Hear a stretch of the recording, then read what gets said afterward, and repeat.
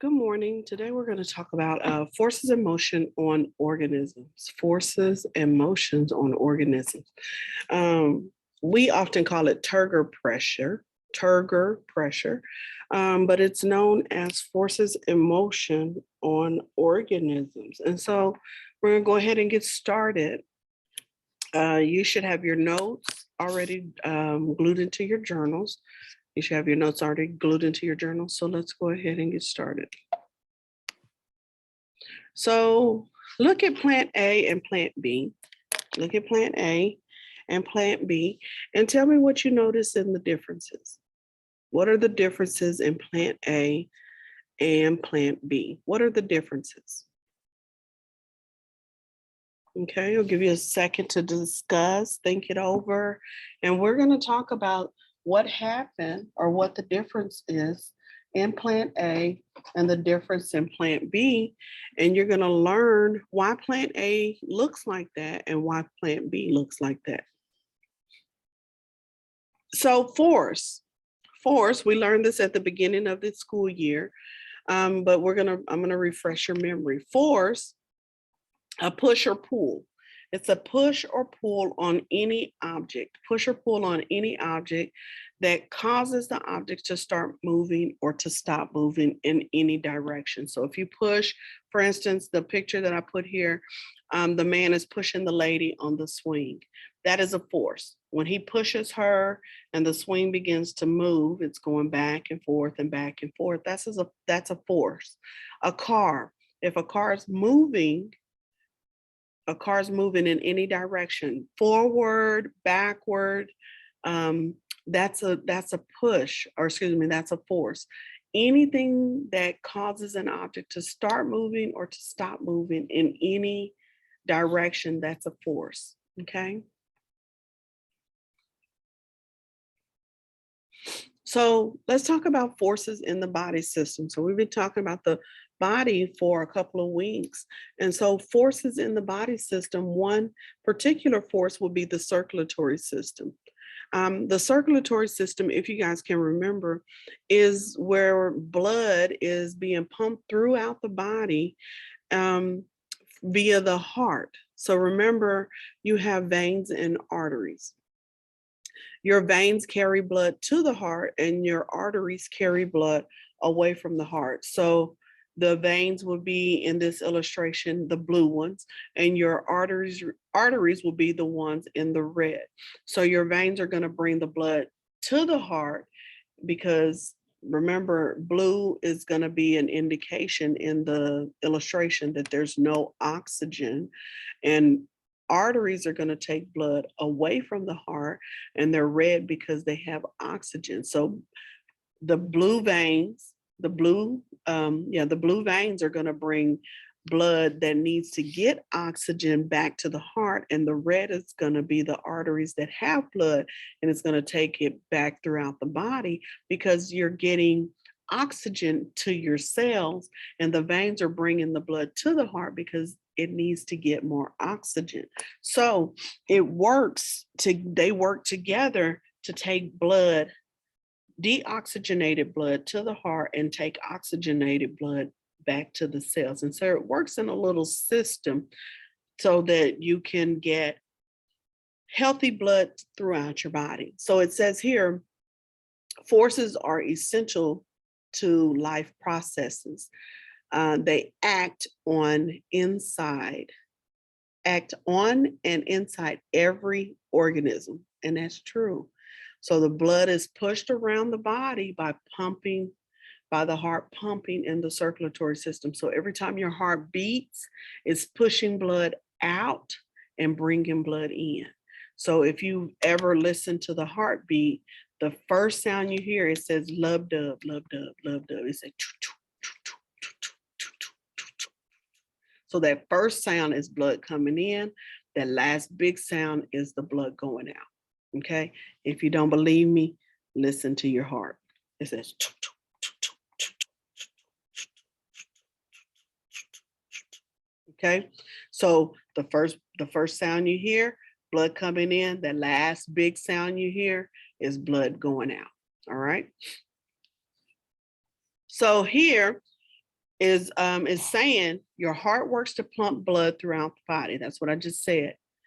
The blood carries oxygen and nutrients to the body because we have to have nutrients in order for our body to survive. Without those nutrients, without that oxygen in our blood, we die. We're going to die. So at the bottom, it's telling you without the heart pumping, the body could not get what we need.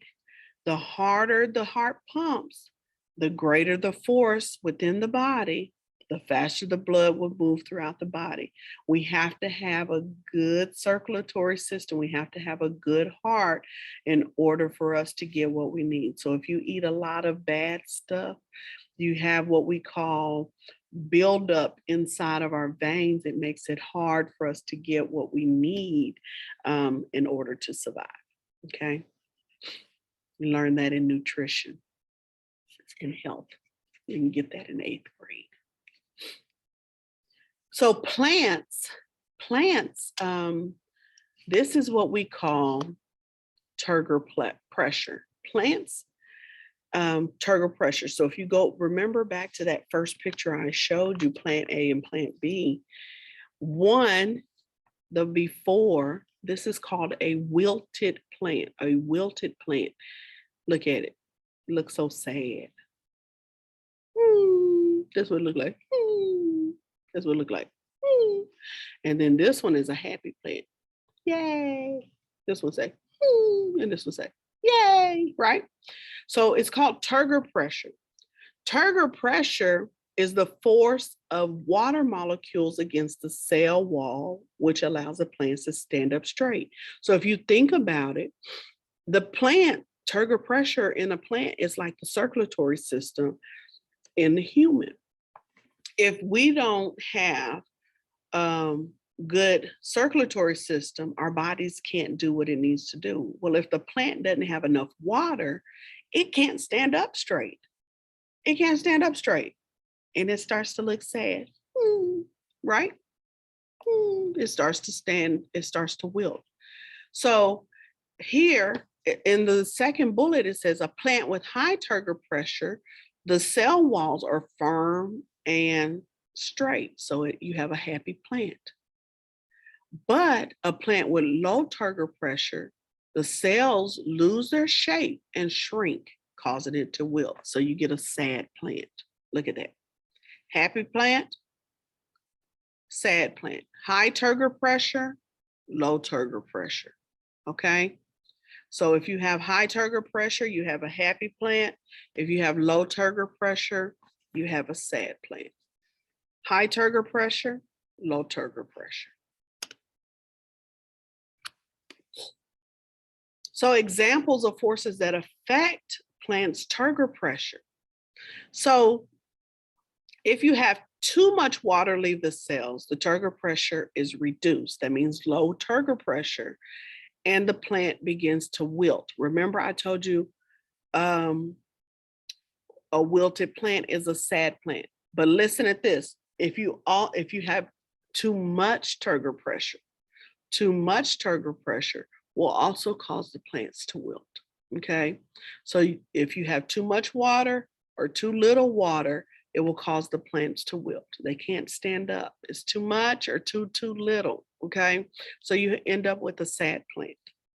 These are examples that affect turgor pressure. They affect it. Okay. Examples of forces that affect the sequence of seedlings. These are examples of seedlings right here. This picture I have right here. So when you plant, if you remember back to elementary, you guys, some of you guys, I don't know if everybody got to, but you got a little a seed and you put it in a little cup or a bag or something, and you watched it grow, right? So it says when seeds are planted, they first grow roots. So you were able to see your little sprout or your roots. So you planted your little seed and you got to see it start sprouting roots. So once the roots take hold, a small plant will begin to grow. Emerge means to grow. And so what happens is after it begins to grow, once these roots, these little things right here are called roots. Those are roots. So once it breaks through the soil, it's called seed germination. Once it breaks through the soil, it's called seed germination. And so those roots begin to sprout out. They begin to spread out. Notice those roots are growing how? How are they growing? Are they growing sideways? Are they growing down? Are they growing sideways or are they growing down? Right, they're growing down. They grow down and then they spread. They grow down and they spread. Okay. They grow down and then they spread. So what is phototropism? What is phototropism? I thought you'd never ask. I'm happy to go over it with you. So examples of forces that affect organisms, that's called geotropism. Geotropism. Say it with me. Geotropism. I can't hear you. I can't hear you. Geotropism, right. So geotropism, that is the movement of plants with respect to gravity. So remember, gravity keeps us where? It keeps us on the ground, right? So what happens is during geotropism, this is what happens in geotropism, the movement of plants with respect to gravity. So during geotropism, the roots of plants will continue to grow downward, even if the plant, so if the plant gets knocked over on its side. So, you know, you have the plant in a little flower pot or a little cup at the beginning, and the cup gets knocked over, or the pot gets knocked over. The roots are still going to grow downward into the soil, even though the pot or the cup is knocked over. So that is geotropism. In respect to gravity, it's still going to grow down because even when the plant is knocked over. That's in respect to geotropism. Okay, so right here it says during geotropism, plant roots grow downward in the direction of the force of gravity, and stems grow upward against the force of gravity. So even if it's knocked over, the roots are going to grow down and the plant is going to grow up. Okay.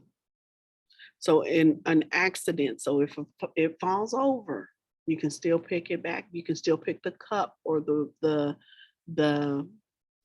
flower pot up, and it's going to still grow up. The plant will grow up and the roots will grow down. Okay. So we're going to focus on phototropism and geotropism. And real quick, we're going to watch this quick YouTube video. Okay, hold on.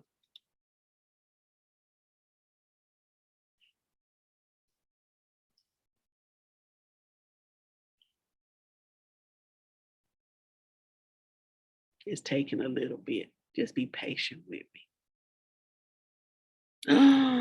No, it's not there anymore. Well, I guess it just wasn't meant for us to watch it. So guess what? We won't watch it, but I'll find another video and I will upload it here in just a little bit. And in the meantime, you guys have a DOL to complete, and you have some other activities that I need you to complete. If you have any questions, make sure you ask questions. And until our next lesson, see you then. Bye.